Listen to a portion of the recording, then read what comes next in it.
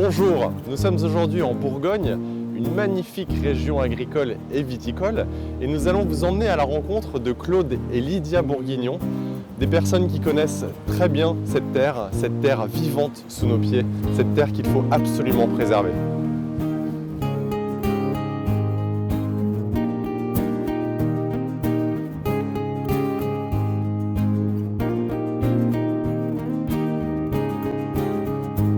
Bonjour Claude Bourguignon.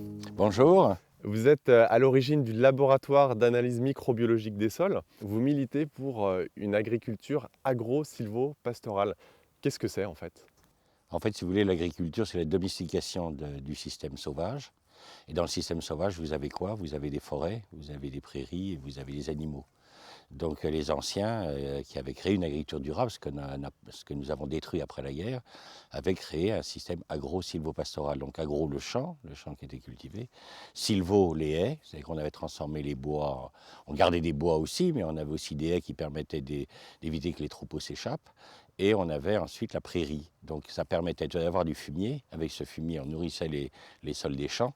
Et donc on faisait une rotation, ce qu'on appelait la rotation, entre la prairie et le champ. Cette agriculture agro-sylvo-pastorale, en quoi elle diffère de l'agriculture qu'on connaît aujourd'hui? Alors l'agriculture actuelle est dérivée de la guerre mondiale, c'est-à-dire qu'à la sortie de la Première Guerre mondiale, on s'est retrouvé avec des usines qui fabriquaient des quantités énormes de nitrates qui servaient pour la poudre à canon. Et comme il n'y avait plus de chair à canon, il a bien fallu recycler ces usines dans l'agriculture. On a décidé de mettre des engrais chimiques dans les sols. Pendant la guerre, on a fait aussi des gaz de combat, les organochlorés. On s'est retrouvé avec des usines qui avaient des organochlorés, on les a transformés en insecticides pour l'agriculture. Les tanks ont été transformés en tracteurs et les barbelés ont permis d'arracher toutes les haies et de remplacer les haies par des barbelés. Donc nous avons détruit l'équilibre agro-sylvo-pastoral pour faire tourner les usines militaires, qui sont devenues des usines agro-industrielles. Et notamment, vous parliez de Liebig. Moi, je pensais que Liebig, ils faisaient des soupes. Ils font pas que des soupes? Non, Liebig, c'est un savant allemand qui a montré que le nitrate faisait grossir les volumes des plantes. Donc c'est pour ça qu'on a pu appliquer les nitrates de la guerre directement sur les champs. Et on a tué toute la vie des sols en faisant ça. Moi, je me souviens que quand j'étais petit, j'allais ramasser des rosés des prés avec mon père. Et des rosés des prés, d'ailleurs, on n'en voit plus. Ils sont passés où? L'azote et le phosphore qu'on met détruisent les champignons. Alors, les champignons, c'est les 2 tiers de la microflore du sol. Ils sont fondamentaux pour la vie du sol. Quand vous tuez les champignons en mettant de l'azote et du phosphore, vous tuez toute la vie du sol.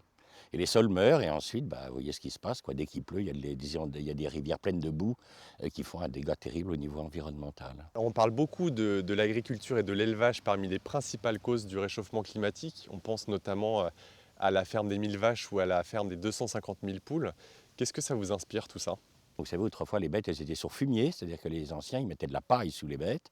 Or, il se trouve que quand les excréments des animaux tombent sur la paille, ça bloque l'azote, parce que ça bloque une enzyme qu'on appelle l'uréase. Vous allez garder votre azote dans le fumier, vous n'allez pas détruire l'atmosphère. Lorsque vous êtes sur des bêtes industrielles qui sont sur lisier, vous allez faire des dégagements énormes de méthane et d'ammoniac et vous allez détruire l'atmosphère. C'est-à-dire que l'élevage industriel participe sérieusement à la destruction du climat. Mais ce n'était pas le cas quand l'élevage, quand les étables fleuraient bon le fumier, comme on disait. Moi, je suis un gamin, les étapes, ça sentait bon. Quand on allait chercher notre lait avec notre laitière, on se régalait avec le lait. Maintenant, ça pue, une horreur, les élevages industriels, mais c'est une odeur épouvantable. D'ailleurs, les gens se plaignent dès qu'ils épandent leur lisier qui pue, et qui dégage de l'ammoniac, ça rend puanti toute l'atmosphère. Alors, ce que vous dites, ça paraît limpide, mais pourquoi les agriculteurs ne l'appliquent pas finalement?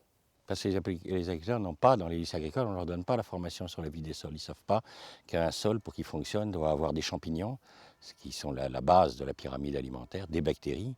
Donc les champignons, c'est eux qui font l'humus, les bactéries, celles qui nourrissent les plantes. Et il faut toute une faune qui aère le sol pour permettre aux racines de descendre et donc de nourrir les plantes. Vous allez participer à la COP 21?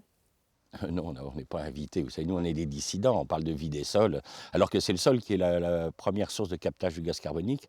C'est en remettant la vie dans les sols qu'on pourra régler le problème climatique.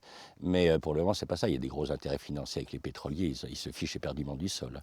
Et vous pensez du coup que l'action gouvernementale ne fonctionne pas? Il n'y a pas de dynamique? Vous ne sentez pas les choses bouger à ce niveau-là? Non, ça ne bougera pas. Il y a trop d'intérêts financiers. La COP 21, c'est pour faire du bruit. D'ailleurs, vous regardez qui finance la COP 21, c'est tous les plus gros pollueurs. Donc, vous savez très bien qu'il n'y aura aucune prise de décision derrière cette COP 21, comme toutes les COP précédentes d'ailleurs. Vous travaillez avec l'INRA, l'Institut national de recherche agronomique? Ah non, pas du tout. On a quitté l'INRA en 1990 parce qu'on n'était pas du tout d'accord avec les choix de l'INRA, qui étaient des choix purement agro-industriels. Donc on a quitté, Lydia et moi, nous avons quitté l'Institut pour fonder notre propre laboratoire indépendant. Bonjour Lydia Bourguignon. Bonjour. Vous êtes à l'origine du laboratoire d'analyse microbiologique des sols que vous avez fondé avec votre mari Claude Bourguignon. Vous êtes un peu des médecins du sol finalement, des médecins de la terre, c'est ça? Oui, ça correspond bien au travail qu'on fait, puisque on va prélever de la terre. Comme un médecin vous dit, il faut faire une analyse d'urine ou une analyse de sang. Et en fonction de ça, on va dire si le sol va bien ou va pas bien, et on va donner un conseil. Donc je trouve, comme si on faisait une ordonnance, donc je trouve que c'est très, très approprié. Et alors docteur, comment va le patient?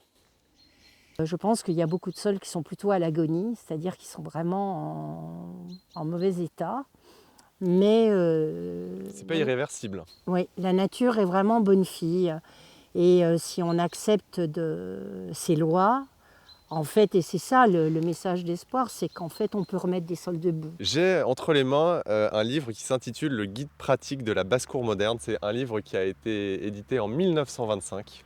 Alors, ce qui s'applique à la basse-cour pourrait finalement s'appliquer à l'agriculture et à l'époque, on pouvait lire « Tout l'enseignement économique peut se résumer en une ligne, produire au plus bas prix, vendre le plus cher possible ». Est-ce qu'il faudrait revoir la notion de modernité? Il faut que le citoyen comprenne que, en fait, on peut pas acheter pas cher la nourriture. Ça, c'est impossible. Et bien manger, ça, quelque part, ça n'a pas de prix. Et je pense que notre époque a tellement mis les choix ailleurs qu'il faudrait qu'on replace le citoyen sur le choix de la nourriture et peut-être une autre relation à la terre. Pour Claude et moi, la modernité, c'est ça.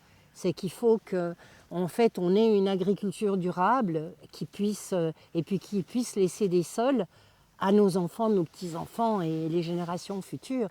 Et pour l'instant, hélas, l'agriculture n'a pas été dans ce sens-là, puisque les sols sont quand même pas en très bon état. Les agriculteurs se plaignent de chute de rendement. Les agriculteurs et les vignerons, enfin le monde agricole se plaint aussi de maladies. Il y a de plus en plus de pression, ce qui montre bien qu'il y a un problème. Les particuliers, les gens comme vous et moi qui nous regardent, ils aimeraient apporter leur pierre à l'édifice, surtout en ce moment, on parle beaucoup de la COP21. Pour les personnes qui ont la chance d'avoir un jardin, il y a 15 millions de jardins privatifs en France. Qu'est-ce qu'on pourrait leur donner comme conseil? Déjà, première chose, faire une haie, non pas de thuya, non pas un blocos végétal, mais se faire une haie avec des feuillus.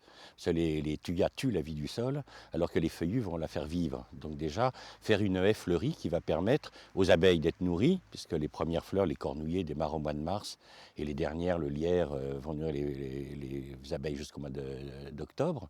Donc vous allez avoir des abeilles. Arrêter de tondre constamment l'herbe, c'est-à-dire laisser l'herbe monter en fleurs, faire un jardin fleuri, et avec la tondeuse, se faire des chemins pour aller dans les différents endroits de son jardin. Ça vous fait des chemins, en plus les enfants ils adorent, parce que ça leur fait, ils peuvent jouer, ils courent dans ces petits chemins entourés de fleurs, et ça va tout changer, parce que qu'est-ce qui va se passer si vous laissez la prairie fleurir? Vous allez faire revenir les criquets, les grillons et les sauterelles qui disparaissent dans les zones tendues. Or, ce sont des insectes fondamentaux pour l'aération du sol, et donc grâce à ça, vous n'aurez plus de mousse dans votre gazon. Vous allez avoir quelque chose qui est beaucoup plus vivant, et puis ça va chanter, le grillon il chante et c'est agréable à entendre, et vous allez faire revenir la vie dans votre petit jardin. Et en particulier les abeilles. Et en particulier les abeilles sont tellement fondamentales pour féconder nos arbres fruitiers. Et alors nous, chez Farmilly, on essaye de s'adresser aux particuliers et on les invite, ces particuliers, à œuvrer dans leur jardin, à ramener de la biodiversité. Ça vous parle? Oui, je crois qu'il y a un vrai travail à faire au niveau du jardin particulier. Quelqu'un qui va faire son jardin, il connaît la difficulté d'avoir une tomate qui n'a pas trop de maladies ou une jolie courgette et tout. Et donc après, la relation par rapport au maraîcher ou à l'agriculteur change automatiquement.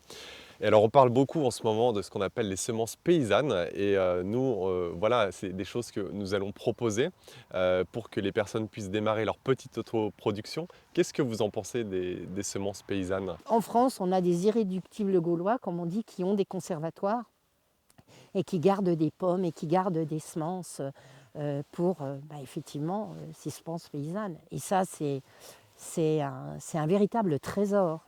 Bon, pour conclure, Lydia, vous restez quand même optimiste?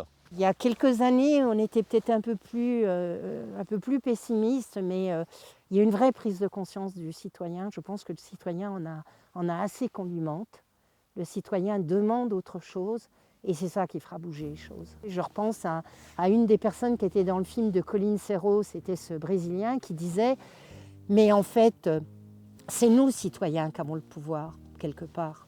Si on n'achète plus certains produits, si on n'achète pas des fraises qui viennent d'un endroit où les fraises au mois de décembre, par exemple, eh bien, si vous n'en achetez plus du tout, vous allez couler l'entreprise qui en fait. Donc si le citoyen veut bien manger, veut avoir des bons produits, ben c'est lui qui tient le pouvoir, c'est lui qui pourra faire changer les choses. Donc c'est plein d'espoir. Merci Lydia Bourguignon. Merci. Pour finir, un mot d'espoir, est-ce que vous sentez que les choses bougent quand même? Est-ce que vous sentez qu'il y a une prise de conscience? Oui, je vois quand nous avons commencé à travailler, par exemple, si on prend simplement les vignobles de Côte d'Or, il y avait 5 vignerons qui étaient en biologie quand nous avons commencé en 90, ils sont maintenant 250. En agriculture, en 20 ans, il y a quand même 1200 agriculteurs qui ne labourent plus, qui sont passés en semi-direct sous couvert, qui stockent du carbone dans leur sol au lieu d'en dégager comme fait le labour. Donc il y a quand même un espoir, ça bouge lentement. C'est la base qui bouge, hein. C'est pas là-haut ils ne bougeront pas, ils sont pris par les lobbies. Mais c'est la base qui est en train de bouger. Oui, là j'ai l'espoir, moi, pour la base. Donc nous, on invite les particuliers à avoir chez eux quelques poules, quelques lapins. Cette mini-ferme, finalement, c'est quelque chose que vous encouragez. Ah, tout à fait, parce que les lapins, ils vont manger toutes vos épluchures, vos oignons de salade, etc. Puis les poules, tous les déchets alimentaires. Donc vous ne jetterez pas de matière organique à la poubelle, tout restera sur votre terrain. Vous allez enrichir le sol de votre jardin. Tout est dit. Merci beaucoup, Claude Bourguignon. Merci.